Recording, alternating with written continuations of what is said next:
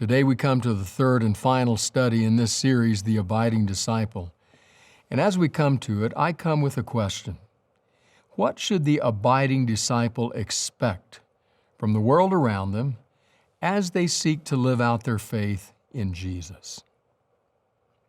A number of years ago, our church went on a mission trip to the Central American country of Honduras. We partnered with a church in Oklahoma pastored by a good friend of mine named Bill Norman. Bill Norman leads short-term mission trips every year. He came out to meet with our group to give us some insights and some instructions into what the trip would be. He brought with him a list of instructions that he handed out to everyone who attended. It had 8 or 10, 12 items on it. And Bill read down through the list, commenting on each one. Right at the top of the list was a statement that said, "This is a mission trip. It has been well planned, but no matter how well it has been planned, something will go wrong." And then he went on down the list to item 3 or 4 or 5, somewhere along in there, and there was another statement that said, "This is a mission trip. It has been well planned. But no matter how well planned it has been, something will go wrong." And then 2 or 3 more down the list, he came to one that said, "This is a mission trip. It has been well planned. But no matter how well planned it has been, something will go wrong." And then the last item on the list, you know what it said, don't you?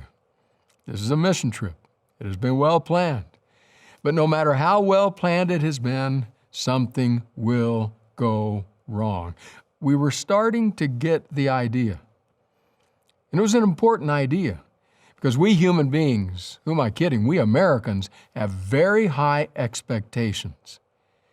I want you to listen to this quote from the historian Daniel Burstein, who makes an observation about we Americans. Listen to what Burstein writes. "We expect anything and everything. We expect the contradictory and the impossible. We expect compact cars which are spacious, luxurious cars which are economical. We expect to be rich and charitable, powerful and merciful, active and reflective, kind and competitive. We expect to eat and stay thin, to be constantly on the move and ever more neighborly, to go to the church of our choice and yet feel its guiding power over us, to revere God and to be God. Never have people been more the masters of their environment, yet never has a people felt more deceived and disappointed, for never has a people expected so much more than the world could offer." We have high expectations, and that can be a problem. And so I come to this study with a question. What should the abiding disciple expect of the world around him or her as they seek to live out their faith in Jesus? We've been nestled down in John 15 for now the 3rd week. In the first section of John 15, Jesus has talked about the disciples' relationship to himself. And the lesson was simple: abide in the vine, abide in Jesus. Everything begins and ends with abiding in Him. The fruit grows because we abide in Him. Second week, he talked about the disciples' relationship to other disciples. And the guiding term was love. We are to love one another as Jesus has loved us. And now we come to the third relationship, the disciples' relationship to the world around him or her. Thus the question, what is the abiding disciple to expect from the world around him or her as he or she seeks to live out their faith in Jesus? So we're in the last third of John chapter 15. Now before we read the passage though, I want to call 3 items to your attention. 2 terms and 1 concept. So the first term that we'll see in the passage is the term world. The Greek word is cosmos. In a moment when we read the passage, we'll see that Jesus uses that term 5 times in the first 2 verses, world. It's an important term in the Gospel of John and all of John's writings, in fact.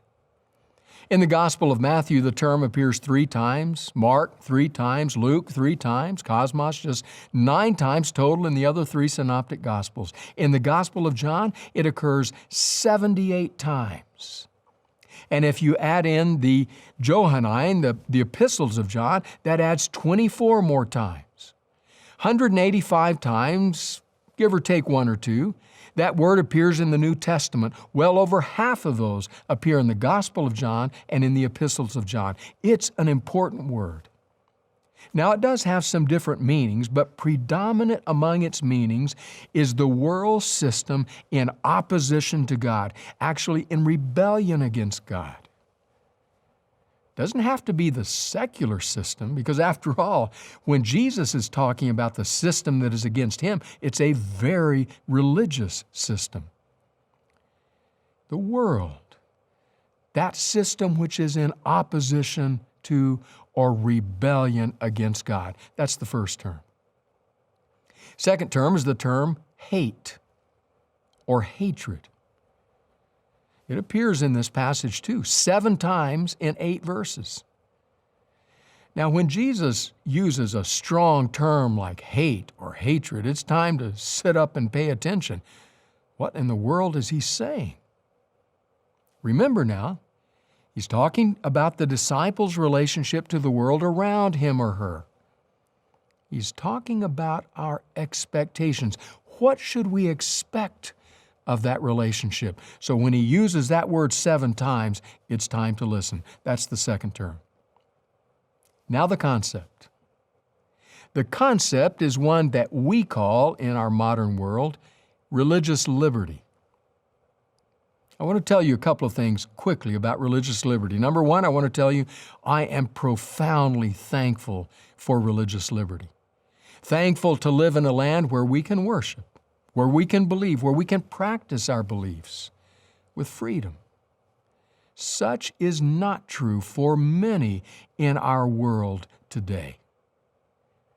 We'll read this passage and we'll think, well, does that apply to us? There are many who would read the passage and say, I'm living that today. Second thing about religious liberty, if you agree with me, if you experience it, it's time to get on our knees and thank God for religious liberty. But it's also time to remember that systems with lamb-like pasts have begun to huff and puff like dragons. It won't last forever. So this passage may apply sooner and more directly than we might wish. So with those 2 terms and that concept in place, world, hate, and religious liberty, let's read the passage from John. John chapter 15, beginning in verse 18. Jesus, again speaking, says, "If the world hates you, keep in mind that it hated me first. If you belonged to the world, it would love you as its own. As it is, you do not belong to the world, but I have chosen you out of the world. That is why the world hates you. Remember what I told you. A servant is not greater than his master. If they persecuted me, they will persecute you also. If they obeyed my teaching, they will obey yours also. They will treat you like this because of my name, for they do not know the one who sent me. If I had not come and spoken to them, they would not be guilty of sin. But now they have no excuse for their sin. Whoever hates me hates my Father as well. If I had not done among them the works no one else did, they would not be guilty of sin. As it is, they have seen, and yet they have hated both me and my Father. But this is to fulfill what is written in their law. They hated me without reason." Our lesson for today is very simple. What the Master received, the disciple can expect. What the Master received, the disciple can expect. Now that simple lesson has 2 components, 2 elements to it. The first one is, we look to Jesus for our model of what to expect. And the second one is we look to Jesus for our model of how to respond. So let's begin with we look to Jesus for our model of what to expect. Jesus is very clear in this passage. If you belong to me, if you abide in me, life will be hard. Plan on it. Count on it. In fact, Jesus will go on in the next chapter, just a couple of verses later, John 16. Let me read you, this time from the New Living Translation, just parts of 2 verses in the next chapter. Listen, Jesus says, I have told you these things so that you won't abandon your faith. Yes, I'm telling you these things now so that when they happen, you will remember my warning. This is what you can expect. In fact, did you notice those 3 words in the first verse we read? John 15:18, he says, if the world hates you, that's a conditional clause which says it's going to. If the world hates you, then come the 3 words. Keep in mind that it hated me first. Keep in mind. If the world disrespects you, keep in mind that it disrespected Jesus first. If the world mocks you, keep in mind it mocked Jesus first. If the world persecutes you, keep in mind it persecuted Jesus. If the world kills you, keep in mind it killed Jesus.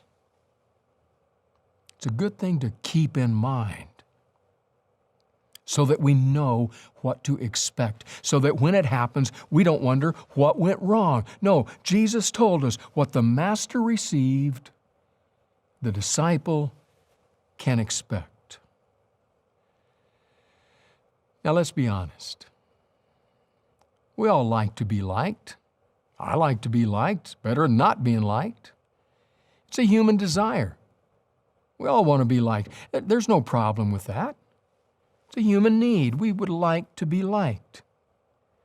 That's okay as far as it goes, but we get into trouble when it moves from saying, I would like to be liked, to saying, I need to be liked. I need it. Because when we need it, we're willing to pay the cost to get it. It's like I've told counselees, young adults before, when they're struggling with something with their parents. I've told them, it's wonderful to have your parents' approval. We all want that. I wanted that throughout my adult life from Mom and Dad. But it's a problem when we need it as adults. I've said to them, as long as you require your parents' approval, you're a slave to their expectations. And that's what Jesus is saying here about the world. You may want to be liked by the world. That's fine. Have good relationships with the world around you insofar as you can. That's wonderful. But when you need it, require it, you will have to pay the price the world is asking to get it. In fact, Jesus goes a step beyond that over in Luke's gospel. He actually says, woe to you, beware to you, when all people speak well of you. When everybody likes you, Jesus says, beware. Why? Because he finishes that statement by saying, because that's the way they spoke of the false prophets. In other words, if everybody likes you, there's probably something false going on, because if you stand for anything at all, it's going to sooner or later cross somebody else, and they're not going to like it. And then, not too far a step, to the place where they don't like you. So if you're thinking, everybody likes me, life is good, I'm living the dream, Jesus says, beware, be careful, whoa, because something's wrong. And that's the essence of what he's saying in our passage today. They have mistreated me. They have persecuted me. They are about to kill me. What the master received, the disciple can expect. So how did this work in the world of the early church? I read again just this past week, read again about the Roman Empire in which the early church existed. Read again about the fact that the Pax Romana prevailed on that wide, disparate world called the Roman Empire. It's true, as Charles Swindoll says, that the crush of Rome's heavy boot was tough to bear, but it did bring peace and togetherness and a certain semblance of unity, a certain sense of prosperity. And the citizens appreciated that. Emperor worship, I read, did not actually begin with the emperors, but with the people. As they began to venerate Caesar as a god and express gratitude to Caesar. At first, the emperor resisted it, but soon realized, I can't overcome it, and besides, felt good. And thus, over time, it developed that Caesar was venerated. It developed to the point that every year, every citizen of the Roman Empire was expected to burn a pinch of incense to Caesar and to confess, Caesar is Lord. Just once a year. Just that. It's not a big deal. Rome was tolerant. After that, you could go worship any god you wanted to worship. That was up to you. You could worship anywhere, anyone. Once a year. Pinch of incense. Caesar is Lord. And the abiding disciples wouldn't do it. They wouldn't do it. Because they said, but Caesar is not Lord. Jesus is Lord. Now come. It's the Roman Empire, trying to unify it. Be a good citizen. You can imagine what the people around these Christ followers were saying. Worship whoever you want to worship. Go on with your myth about some risen itinerant rabbi. You can worship whatever you want to worship, but once a year, unify the empire. And they said, no, we can't do it. You can understand why the other citizens would say, I hate those Christians. Hate them. Now, sadly, honestly, at times, those who follow Christ or claim to have pushed it much further than that, have deserved some of what we've gotten. But there in the Roman Empire, those early abiding disciples couldn't revere Caesar. And they were persecuted. It was the English historian who wrote of the rise and fall of the Roman Empire, Edward Gibbon, who would say this: Rome was bound to reject Christianity because Rome was tolerant. Did that register? Rome was bound to reject Christianity because Rome was tolerant. Worship whomever you would worship, but give obeisance to Caesar. And the abiding disciple says, we have but one Lord. And they were hated and persecuted, mistreated, and slaughtered. What the master received, the disciple can expect. And so on that night, within hours of the cross, Jesus speaks words that tell us. We look to Jesus for our model of what to expect. But there's a second reality, a second element in this passage to which we have to give attention and pay heed. Not only do we look to Jesus for our model of what to expect, but we look to Jesus for our model of how to respond. How do we respond to the world around us? Now, this issue is not overtly addressed in the passage. It's there, but it's more subtle. Having said that, it is all through the teaching of Jesus and all through the writings of the other New Testament authors. I want you to notice this in this passage, however. I mentioned a few moments ago that the word hate appears in this passage 7 times in eight verses. Isn't it curious that in our previous passage last week, when Jesus was talking about the disciples' relationship to other disciples, he used the word love 9 times in 9 verses. This time, when he talks about the world, he uses the word hate 7 times in 8 verses. It gives you the different qualities of these two relationships. Like I said, when Jesus uses a strong term like hate, it's time to sit up and pay attention. So what can we gather from this passage about that word? Simply this. In this passage, it addresses only the attitude of the world toward the abiding disciple, or that disciple's Lord, or that Lord's Father. Only that direction. It does not address the attitude of the abiding disciple toward the world. No, it's a one-way street. This is what you can expect of the world. Because you do not live by its ethics, its morals, its standards, you can expect the world will be angry, will slander you, will hate you.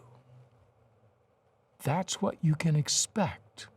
So then our question is, okay, so what is our model of response? How do we respond to that? Clearly, in this passage, we don't respond in kind. Not at all. We have to look elsewhere for some clues of how we do respond. That elsewhere can be in this same gospel. We go back earlier into this gospel, we find that word world, cosmos, again, in what may be the best known, most beloved Bible text of all time.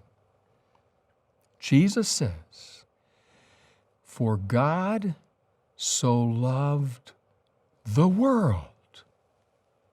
Cosmos, that's our word again.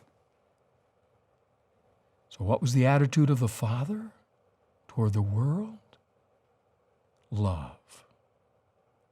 What was the action of the Son? Remember, agape, it's not about feelings, it's about action on behalf of and for the good of the other. What did the Son do? He came. He gave His life. So what are we to do? The New Testament writers are utterly clear. We are to be people of love and of grace and of compassion, of mercy. People who care about those around us. That's how Jesus conducted His ministry, and we look to Jesus for our model of how to respond. I mean, think about what Jesus said in the Sermon on the Mount. Do you remember He was addressing the same kind of theme when He said, "Blessed are you when people revile you and persecute you and say all manner of evil against you." Wait for it. Falsely. Falsely. In other words, you are blessed when they have no reason to say it, even if they do say it. Why? Because your life has not drawn that kind of response because of how you have lived. No. It's because of their anger that you live by a different ethical standard. You are blessed, says Jesus, when they say those things against you falsely. But do you know what the real tragedy is? The real tragedy, historically and in the modern time, is when people have said those things with good reason. That's the tragedy. When our response has not been according to the model which Jesus left us. What about those churches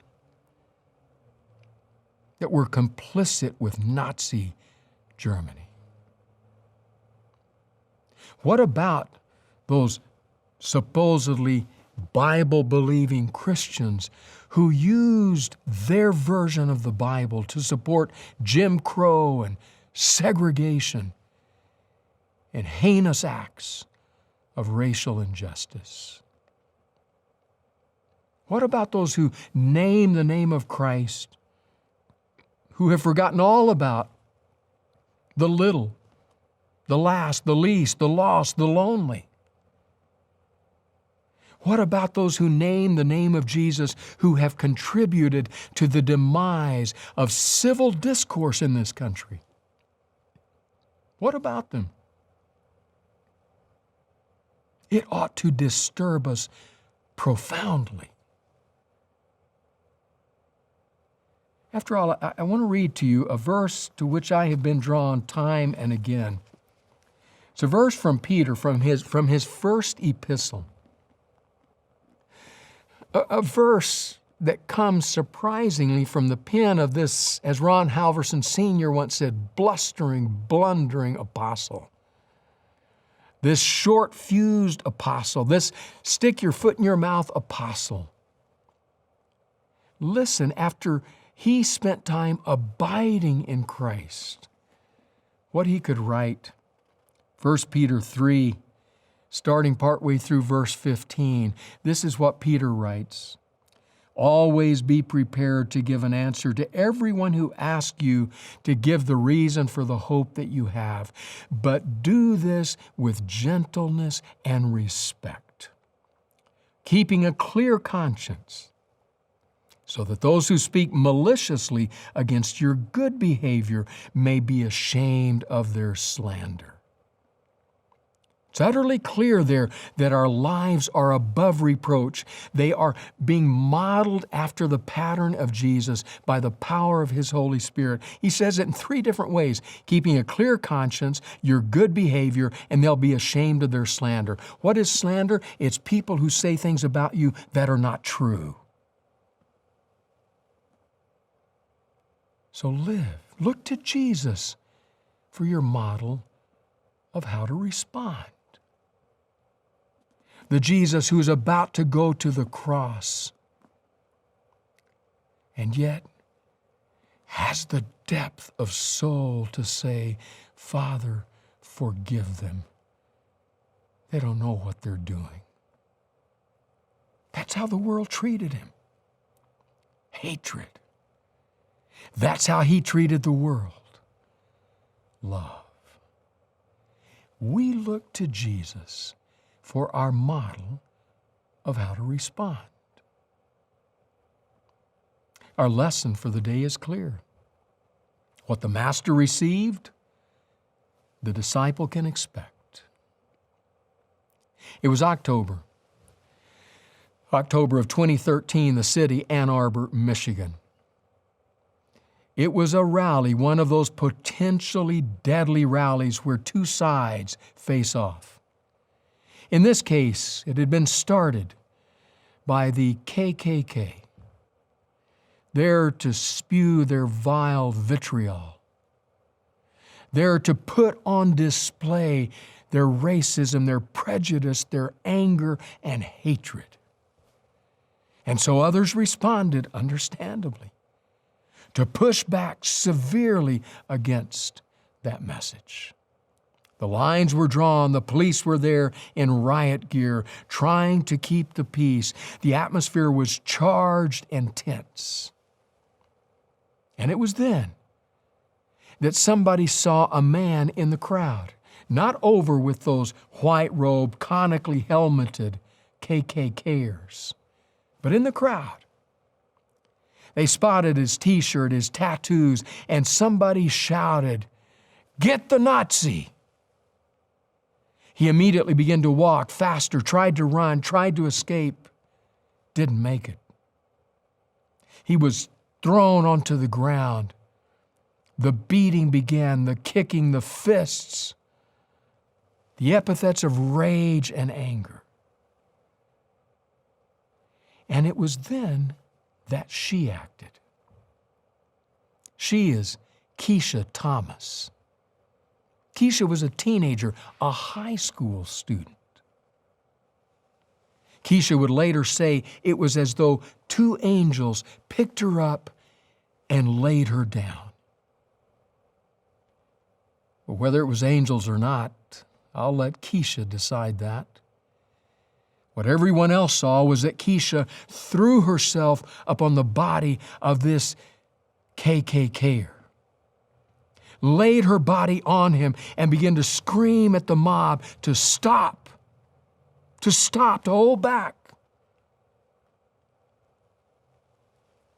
She responded by protecting him, a man who would never have come to her protection, but would rather have attacked her. There was a photographer, a student photographer there that day named Mark Bruner. Mark Bruner, whose picture you're seeing on the screen right now, Mark Bruner, would later say this: Keisha put herself at physical risk to protect someone who, in my opinion, would not have done the same for her. Who does that in this world? Good question, Mark. Who does that in this world? The news piece I read had words by the writer that seemed a bit befuddled in trying to explain an answer to Mark's question. Who does that in this world? There were two reasons, according to the writer. One was that Keisha had known violence. She knew its searing pain. She knew that hurt people hurt people. And she knew she had to stop it. But there was a second reason. And it was at this reason that it seemed, to me anyway, that the writer was a bit uncertain. Because the writer simply said her religious beliefs played into it as well.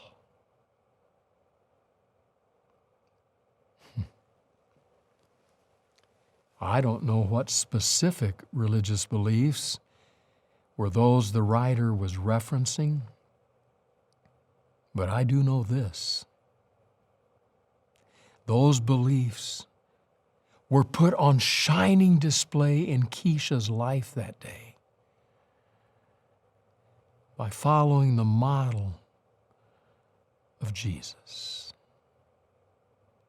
What the Master received, the disciple can expect. Referring to this passage, William Barclay, the old New Testament scholar, says, "One thing is certain. Christians who were involved in persecution could not say that they had not been warned. On this matter, Jesus was quite explicit. He had told his people beforehand what they might expect." That's our passage for today. I have a word of advice for you. If you read this passage and you say to yourself, I can't really relate to that. I'm not persecuted or hated because I'm an abiding disciple. If that's you, Here's my word of advice.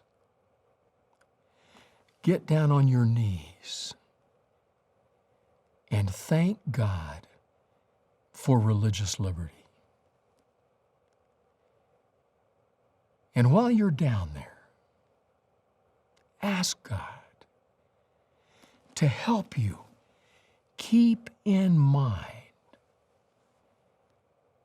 that sometimes lambs become dragons. And because of that,